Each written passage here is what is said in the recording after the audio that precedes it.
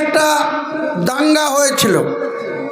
উনি তখন গুজরাটের মুখ্যমন্ত্রী 2002 সালে। বিখ্যাত নাম হয়ে আছে গোধরা কেন্দ্র। সেখানে ট্রেনে আগুন লাগানো হয়েছিল। কংগ্রেসের এমপি মুসলমান, তাদের পরিবার সহ প্রায় 850 মুসলমানকে বাড়ি থেকে টেনে বের করে করে জ্বলন্ত আগুনে পুড়িয়ে মারা হয়েছিল এই মোদিজির নেতৃত্বে। এত কথা কেন বলছি? আজ ভারতবর্ষের অনেক পিছিয়ে থেকেও 700 বছরের শাসনের পরেও মুসলমান তারা ইউনাইটেড হতে পারেনি। কিন্তু অনেক পিছিয়ে থেকেও স্বাধীনতা আন্দোলনে তারা যোগ না দিয়েও তারা ধীরে ধীরে পরিকল্পনা মাফিক চলে তারা আজকে ভারতবর্ষে 100 বছর আরএসএসের বয়স পূর্ণতা করল এবং আজকে 3বার ভারতের প্রধানমন্ত্রী হিসেবে বিজেপির নরেন্দ্র মোদী হ্যাট্রিক করল।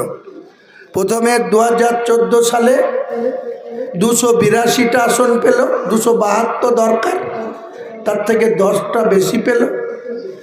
2019 সালে আবার 272 দরকার, 303 পেল একা। তাদের জোট সঙ্গীরা আরও 50 দিয়ে 353 দিয়ে রাম মন্দিরের জিকির তুলল,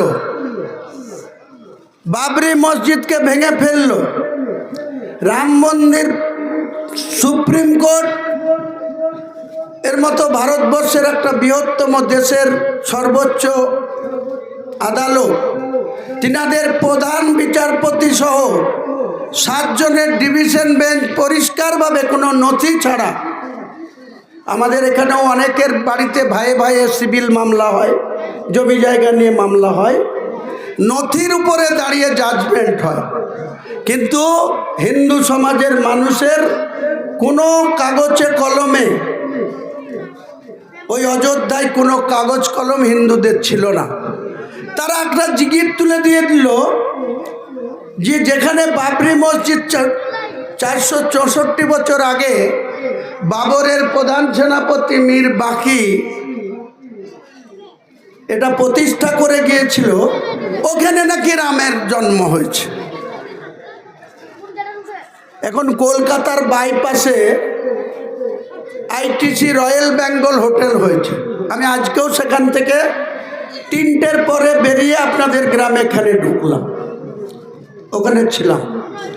তা একজন সিনিয়র ম্যানেজার আইটিসি রয়্যাল বেঙ্গলের বলছিলেন যে পাশে আইটিসি সোনার আছে, ওটা আগে হয়েছিল, আর এই আইটিসি রয়্যাল বেঙ্গলটা 4 বছর আগে, 10 বছর ধরে কাজ হয়ে 4 বছর আগে উদ্বোধন হয়েছে।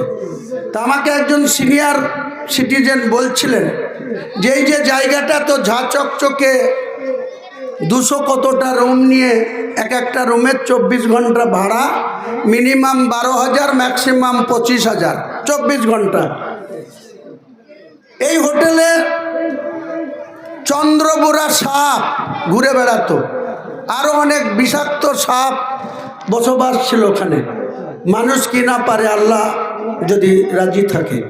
সেখানে আজকে ঝা চকচকে হোটেল, শুধু ভারতবর্ষের লোক না, বাইরের লোক যারা খেলোয়াড় খেলা খেলতে আসে তারা এইসব আধুনিকতম এইসব হোটেলে থাকে, ইন্টারনেটে বুক করা হয়, ইত্যাদি ইত্যাদি।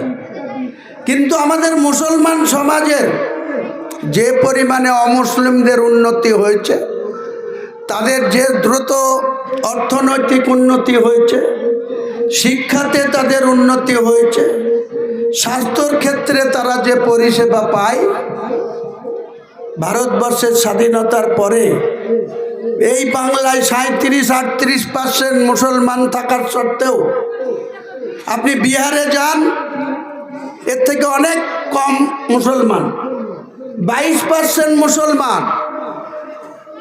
সেখানে দেখুন গা অনেকেই চাকরি বাকরির ক্ষেত্রে। আর যে গুজরাটে 850 লোককে নরেন্দ্র মোদীর নেতৃত্বে মুসলমানদেরকে পুড়িয়ে মারা হলো, বাড়ি থেকে টেনে হেঁচড়ে বের করে মারা হলো। সেই গুজরাটেও 19% মুসলমানের বাস, 8% লোক চাকরি করে সরকারি বেসরকারি প্রতিষ্ঠান মিলে। আর আমরা যেখানে 37% মুসলমানের বাস, আমাদের একতা না থাকার জন্য, আমরা পরস্পরের বিরুদ্ধে গিল্লা গীবত মিথ্যাচার করে বেড়ানোর জন্য, এখানে কোনো সম্মানীয় লোক আছে তাকে সম্মান না দিয়ে তার পিছনে কি করে লাগবো, সে যদি সাইকেল চাপাতে হতে হঠাৎ মোটর বাইক চাপে, তাকে আবার টেনে নামিয়ে প্রতিযোগিতা করতে গিয়ে সাইকেল চাপাতে বাধ্য করাবো। এই হচ্ছে মুসলমানের কাজ, এই হচ্ছে মুসলমান সমাজের কালচার। এই মুসলমান সমাজকে নিজেদের সামাজিক এবং নিজেদের কমের মুসলিম মানুষদের উন্নতি করতে গেলে সবার আগে দরকার মুসলমানদের ঐক্যতা। মুসলমান ঐক্যবদ্ধভাবে, কারি সাহেব খুব ভালো জানে, নবী সাহেবের যখন জন্ম হয়েছিল 63 বছরের জীবনে 40 বছর বয়স পর্যন্ত তিনার নবীত্ব না মিলা পর্যন্ত তাকে কত কঠোর পরিশ্রম করতে হয়েছিল বিধর্মীদের কাছে, এমনকি তার বংশের লোকদের কাছে থেকেও তাকে কতটা আঘাত পেতে হয়েছিল। কিন্তু তিনি মহান আল্লাহর দয়ায় তিনি কোনোদিন বিচ্যুত হননি ইসলামের লাইন থেকে। অনেক অপমান, অনেক মার খেতে হয়েছে। 3 দিন যাবৎ তিনার পেটে কোনো অন্ন যায়নি, তবুও তিনি পেটে পাথর বেঁধে নবী সাহেব কিন্তু আল্লাহর উপরে ভরসা করে তিনি বেঁচে ছিলেন। সেই সময় এই ইসলামকে বাঁচানোর জন্য বদরের যুদ্ধ হয়েছিল, যেটা কোরআনে পাওয়া যায়। কারবালার যুদ্ধ হয়েছিল, যেটা নবী সাহেবদের নাতি হোসেন হাসেনদের কি অবস্থা হয়েছিল। আজকে আমাদেরও বিভিন্ন জায়গায় কারবালা হচ্ছে, মহরম হচ্ছে, ঢোল বাজিয়ে পাছা নাচিয়ে বেড়াচ্ছে।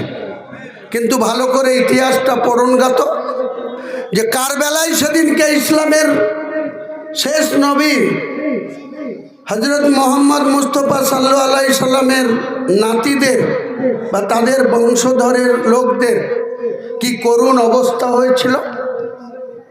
মাত্র 3000 সাহাবীদের নিয়ে নবী সাহেব কত বৃহৎ শক্তির বিরুদ্ধে তিনি আল্লাহর সমর্থন নিয়ে, আপনাদের অনেকেরই জানা আছে, ভালো করে বললে আবাবিল পাখি কিভাবে আল্লাহর রহমত বর্ষিত হয়েছিল। আবাবিল পাখি এসে নবী সাহেবদের সেই যুদ্ধে সামিল হয়ে বিরোধীদের সেই শক্তিশালী লোকদের চোখ কানা করে দিয়েছিল, চোখে বালি ঢুকিয়ে দিয়ে তাদেরকে ভুল পথে পরিচালিত করে দিয়েছিল মহান আল্লাহ তাআলা। তাই আমরা মুসলমান যদি আমাদের আত্মবিশ্বাস থাকে, আমরা যদি কোনো কাজ করব, ন্যায় পথে থাকব, হারাম খাবো না, হালাল রুটি খাবো, সুদ থেকে দূরে থাকব, বাজে কাজ থেকে দূরে থাকব।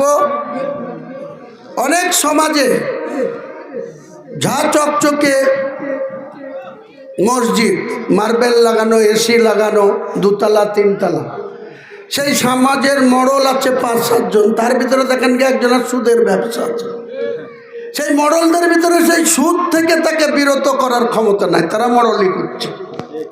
কি মাদ্রাসায় বলুন আর কি মসজিদ। আর যদি ইমাম সাহেবরা বলতে যায় তাহলে আর চাকরি তার গেল। ওই যেদিন তার বিরুদ্ধে এখানে বক্তৃতা করবে, পরের দিন বলবে আপনাকে আর এখানে থাকতে হবে না, আপনি গুটান, আপনার বেডিং গুটান। এই তো আমাদের মুসলিম সমাজের অবস্থা।